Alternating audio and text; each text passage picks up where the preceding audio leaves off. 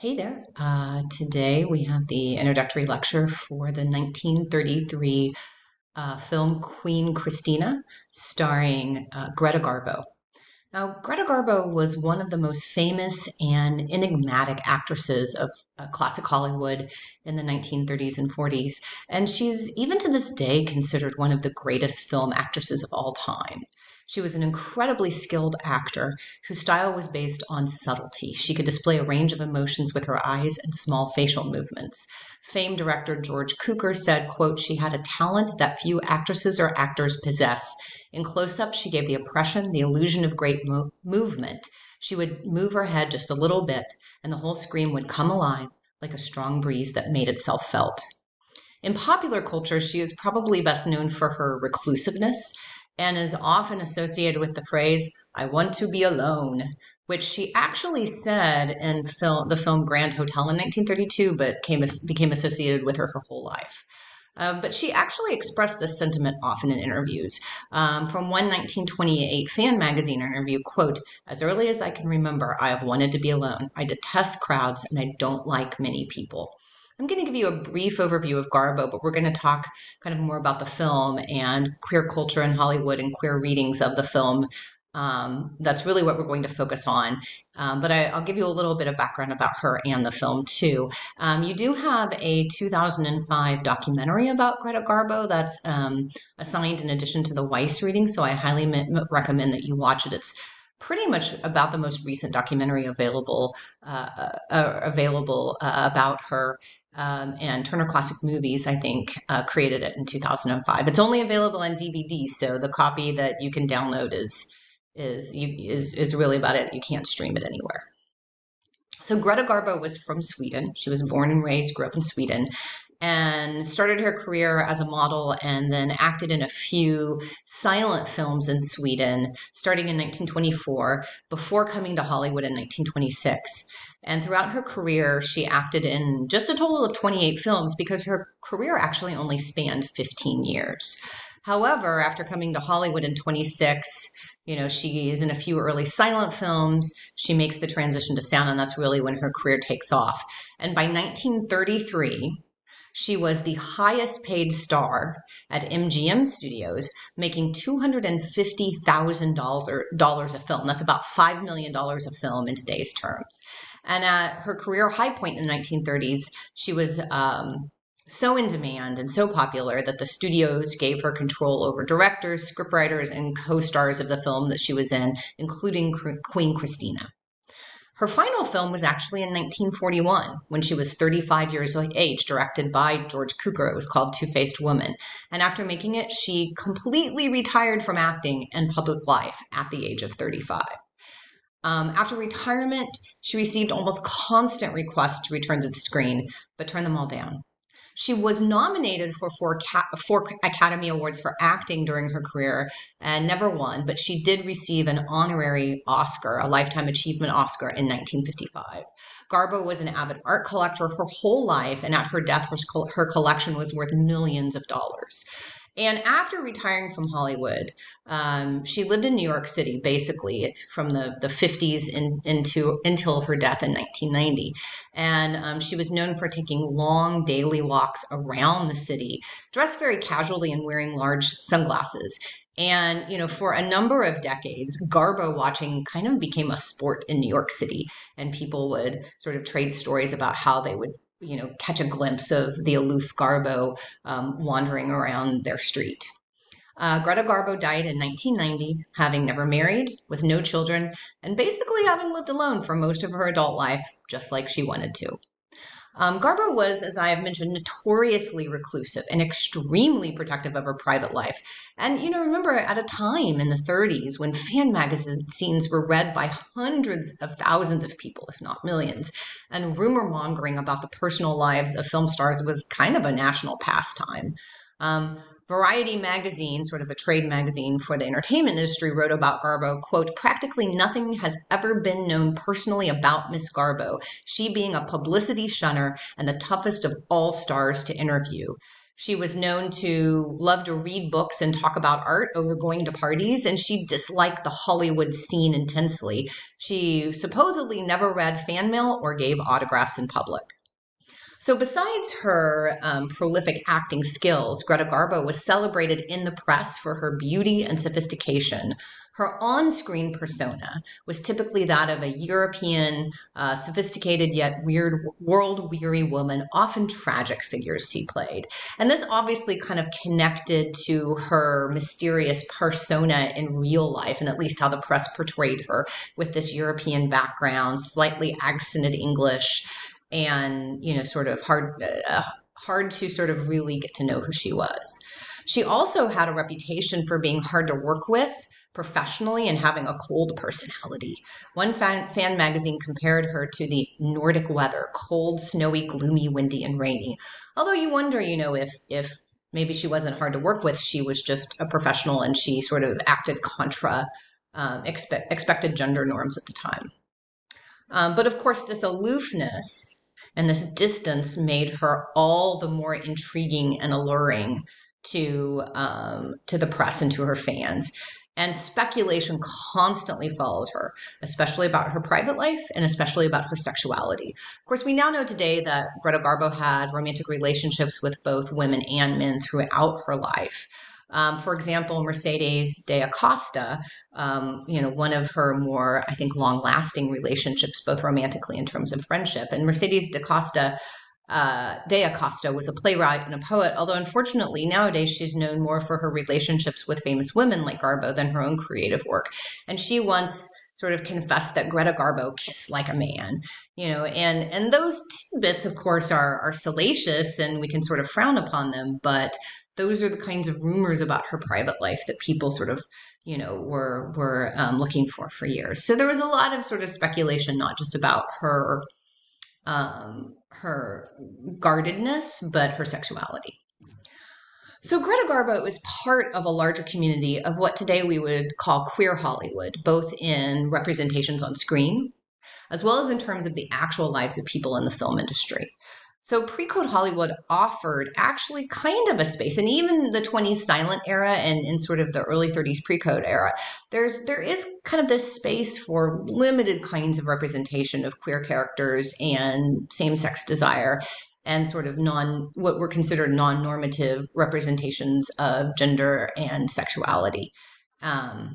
So movies like Queen Christina give us kind of small glimpses of queerness, and from a contemporary perspective, it's like, it's like crumbs, it's nothing. And from a contemporary perspective, obviously, even these representations can be sort of partial and problematic. But we do have to keep in mind that these small openings that were happening in the 20s and in the early 30s in the pre-code era would change considerably by the summer of 1934 with the enforcement of the production code of the Hays Code. And queer characters after that, for decades after, would be reduced to stock villains, tragic side notes, or just invisible for years to come. But beyond representations on film, it should be noted that there's a lot of individuals involved in Hollywood movie making, both in front of and behind the screen, who today we would call queer, or LGBTQI. Greta Garbo, Marlene Dietrich, Tallulah Bankhead, Katharine Hepburn, Cary Grant. I mean, I could go on. And, in addition, set designers, writers, costume designers, directors, George Cukor, the director who talked about Garbo's acting skills, he was a gay man. There's a vibrant queer culture in LA, in Hollywood, going back to the 20s, extending into the 30s and even early 40s. And most people could live their lives while not publicly open, sort of pretty open within their community. And this is similar in parts of New York City at the time too, in certain communities. So not a lot of people were totally open. There were a few, but there was at least these spaces for community and spaces for openness. And there were at least, in places like LA and New York, just in terms of the quantity of people who were queer, and could recognize each other and create a community. Unfortunately, kind of by mid-century, by the late 1940s, because of a number of kind of political moves that occurred. It became really, really a lot harder to be kind of open or sort of partly closeted in Hollywood, and that's true until the 21st century. So, does this context of sort of this queer presence, this queer community in Hollywood, change the way we read a film like Queen Christina? And that's something that we can definitely talk about. So, Queen Christina is a pre-code historical drama made in 1933, directed by Ruben Mamoulian, a Armenian American film director who's known for sort of his stylized and you could say poetic film aesthetics over a realism. And we can kind of look for that in this film. It was made by MGM Studios, starring Greta Garbo and co-starring John Gilbert. Gilbert is an interesting character. He had been a huge star in the 1920s during the silent era, but with the transition to sound, his career had sort of waned. And John Gilbert and Greta Garbo had starred in 3 movies previously together quite successfully. And they were very good friends and possibly even, sort of had some romantic interludes as well. And Garbo actually insisted on John Gilbert being her co-star in this movie. And, she was, I think, kind of trying to help him out a bit as his career was waning. Gilbert actually notoriously sort of proposed to Garbo multiple times, and you kind of have to wonder after the first time if it was just kind of an inside joke. And it was said she would also answer him with, "You don't want to marry one of the fellows." So, she's sort of joking about that persona and sort of her own gender expression. So this was the last movie that Garbo and John Gilbert were in together, and it's actually one of John Gilbert's last movies ever. Unfortunately, just a few years after this film was made, in 1936, he died of a heart attack brought on by his long-term alcoholism, which is quite unfortunate because he was a tremendous actor. So Queen Christina is a historical costume drama loosely based on the life of Queen Christina of Sweden, from the 17th century, who was one of the only female royal leaders of Europe in the early modern era. Now, the historical figure of Queen Christina is a real person and an important historical figure in Swedish and European history. She did indeed inherit the throne at age 6 when her father, the sort of famous Swedish empire builder Gustavus Adolphus, died. And she formally became queen when she reached majority age at 18. However, 10 short years later, she abdicated when she was 28. And so the film is sort of ostensibly telling that story. And, we kind of think Sweden now, right? It's like socialism and blonde people and, I don't know. We don't really think too much about Sweden right now. But she ruled in the 1600s at a time when Sweden was actually an empire. And it was a major power in Europe during and right after the 30 Years' War. So the movie deviates from actual events a fair amount, other than the broad outline of her life. But some of the events and people portrayed in the film are based on fact.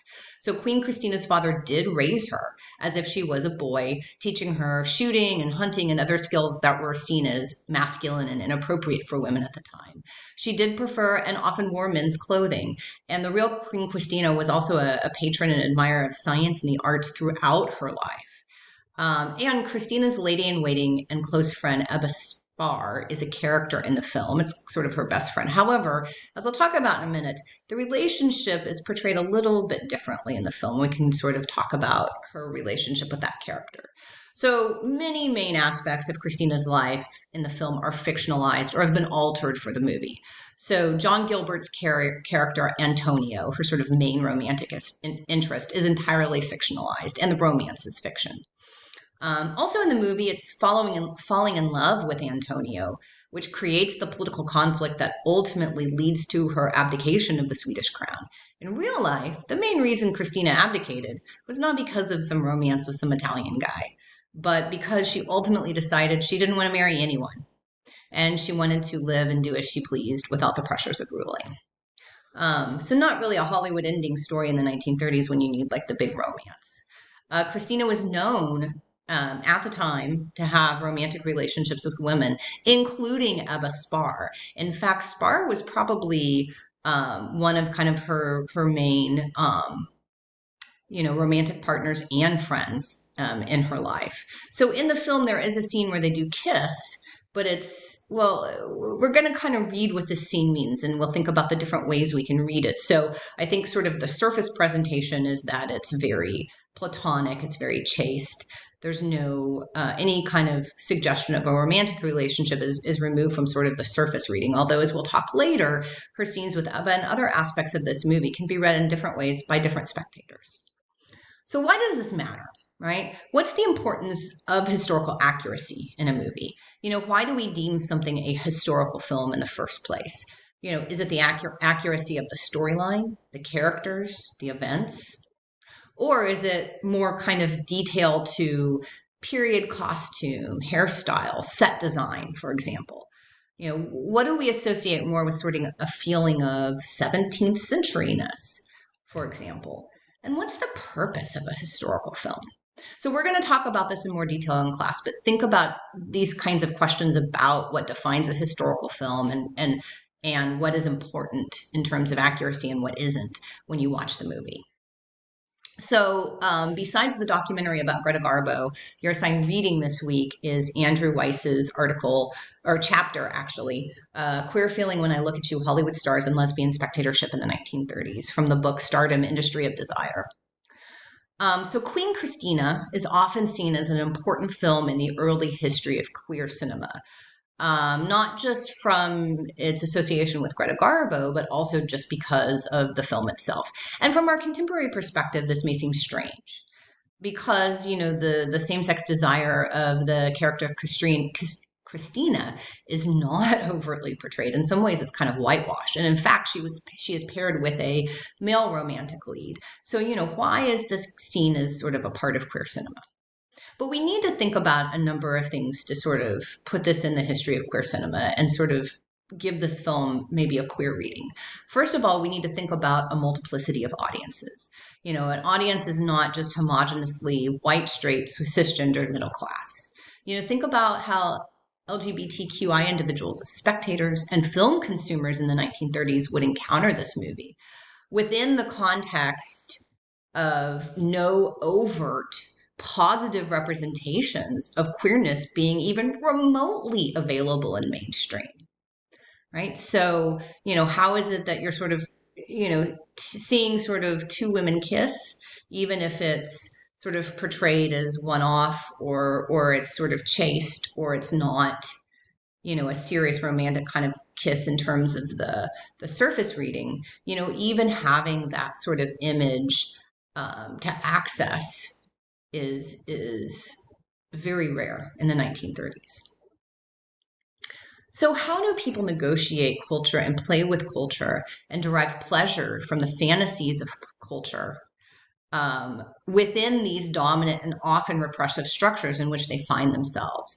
So, in the assigned reading, Weiss argues that lesbian spectators in the 1930s could often reject the preferred reading or the dominant reading, sort of the heteronormative reading of certain films, and interpret them in different ways through the structure of certain films. So how they're edited, the scene composition, costuming, use of certain shots. So I want you to think about how this is possible. Think about a queer spectator in 1930, and especially in this film, a female identified spectator, who desires individuals of the same gender, and what the reading is calling, the lesbian spectator. Think about, the ways in which the way the scenes are composed, the way the costuming is done, how they're edited, all those kinds of things, how this allows for the possibility of kind of lesbian spectators to read the film in different ways. The Weiss article also discusses not just the importance of the movies themselves, but sort of larger celebrity culture, and most importantly, of rumors and gossip about the private lives of potentially queer celebrities. We may find this kind of like, oh, is she a lesbian game? Kind of distasteful and perhaps a little unethical in 2020. But I think, Weiss does a nice job of talking about how this was actually an important part of creating, gay and lesbian culture. We need to try to maybe put ourselves in the place of a queer individual in 1930s America who's experiencing, same-sex desire, or who is identifying with what was considered non-normative gender expressions. So how can rumor and gossip about gender expression and sexuality in things like fan magazines provide some kind of space for creating identity and creating community and even subverting oppressive norms, however small or limited. Even simple visibility, even if it's kind of this salacious, ooh, if she's a lesbian, even just the visibility, the simple visibility of knowing that there are other people like you that may exist out there could be positive for queer individuals at the time. It's a big jump for us in 2020, but I want us to imagine what it was like at that time to be consuming these films as somebody whose gender expression or sexuality didn't fit into what was considered sort of normative. Of course, as the Weiss article also discusses, figures like Queen Christina, who Weiss calls a sort of example of the androgynous or mannish woman that you see sometimes in 1930s film. Marla Dietrich also plays this character, Katharine Hepburn too sometimes, and Garbo's performance in Queen Christina, this figure of androgyneity or sort of the quote mannish woman can be both, as Weiss says, subversive and confirming of the social order. And Weiss says why these characters offer, quote, fleeting transitory moments of different possibilities. These moments are then snatched from us by their incorporation into the discourses of dominant cinema. So think about how different scenes could be both affirmative for queer audiences, but also reinforcing dominant norms in terms of sexuality and gender expression. So how this film could be interpreted by different audiences at the time, male, female, straight, queer, rich, poor, black, white, etc. And so in a lot of ways, Hollywood films at this time are negotiating, the surface reading is kind of straight, middle class, white male desire, right? The sort of male gaze, the male, sort of straight male sexualized gaze, and sort of negotiating that with other readings of the film, like, for example, the lesbian audience the Weiss talks about. But it should be noted that this negotiation is not something we're just doing in 2020 or that something lesbian spectators in 1930s were doing, but was actually noted by filmmakers at the time. There is evidence that Greta Garbo and the studio know how this movie could be read in multiple ways, even during production. So the sort of sexuality, I guess we would say today, bisexuality of the historical figure of Queen Christina, people knew about it in 1930s. I mean, people knew about it at the time of Queen Christina, and there's some speculation that's why Garbo was drawn to this role and wanted to play this role. Famous producer, MGM producer Irving Thalberg, who was one of the producers for this film when they were sort of cleaning up the script, wondered if the script would refer to Queen Christina's bisexuality explicitly. So Thalberg was talking to one of the script writers and referencing kind of a infamous German movie from the early 1930s that had a very clear lesbian subtext. Thalberg asked one of the writers, quote, "Does not Christina's affections for her lady in waiting indicate something like that?" Right, like that overt lesbian German movie, whose name escapes me right now, and I'll remember it for our discussion. So the screenwriter later recalled that Thalberg wanted him to keep it in mind, and if it were handled with taste, perhaps it would give us some interesting scenes.